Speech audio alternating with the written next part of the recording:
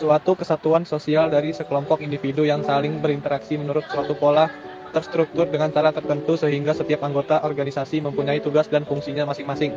Dan sebagai suatu kesatuan mempunyai tujuan tertentu dan juga mempunyai batas-batas yang jelas sehingga organisasi dapat dipisahkan secara tegas dari lingkungannya. Pentingnya perencanaan dalam organisasi.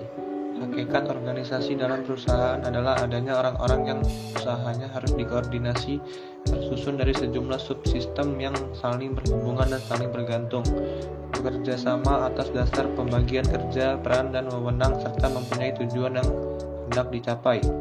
Lingkungan internal perusahaan. Fungsional perusahaan, contohnya pemasaran, sumber daya manusia, keuangan, produksi atau operasi, sistem informasi, manajemen. Tingkat manajemen, contohnya manajemen tingkat bawah, manajemen tingkat menengah, manajemen tingkat atas. Lingkungan eksternal perusahaan. Kondisi-kondisi yang berada di luar perusahaan dan tidak dapat dikendalikan oleh perusahaan. Tujuan dan sasaran yang selaras dengan visi dan misi organisasi perusahaan. Tujuan yang berpengaruh terhadap arah dan kelangsungan hidup perusahaan disebut tujuan strategis. Karakteristik tujuan: terukur, realistik, menantang, dan berbatas waktu.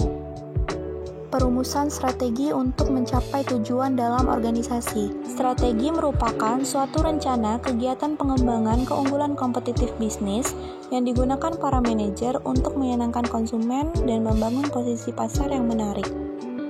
Tahap-tahap dalam perencanaan strategi.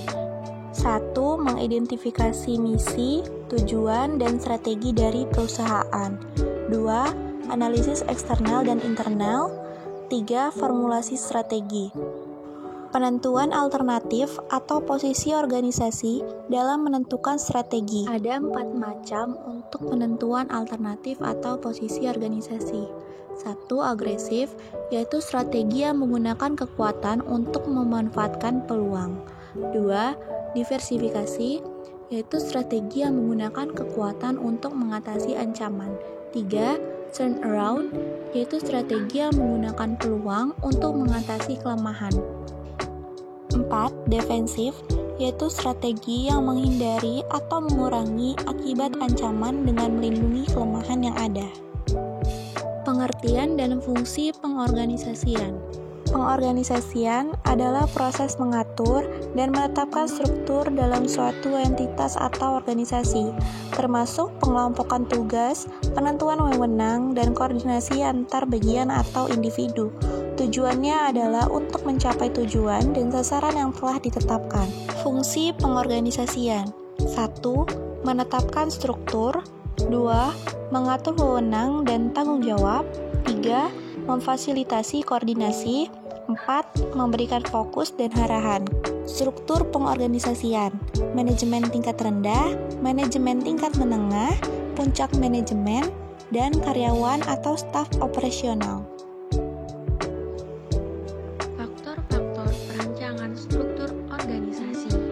Yang pertama, strategi.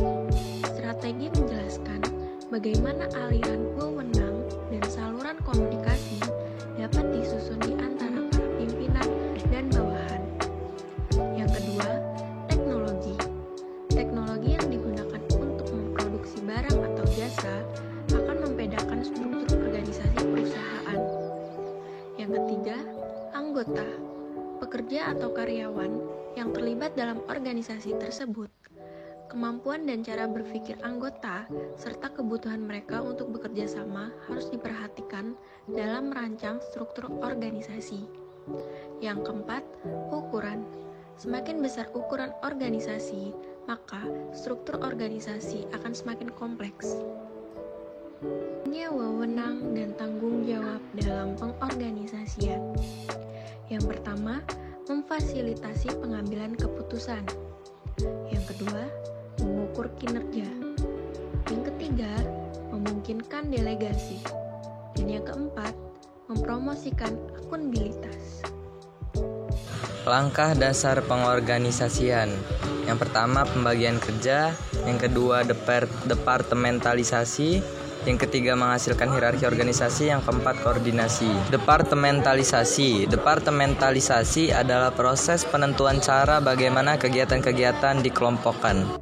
Tujuan departementalisasi yaitu untuk pembebanan biaya overhead pabrik dengan adil dan teliti, dan untuk pembuatan keputusan oleh manajemen. Jenis-jenis departementalisasi yaitu departementalisasi fungsional dan departementalisasi divisional.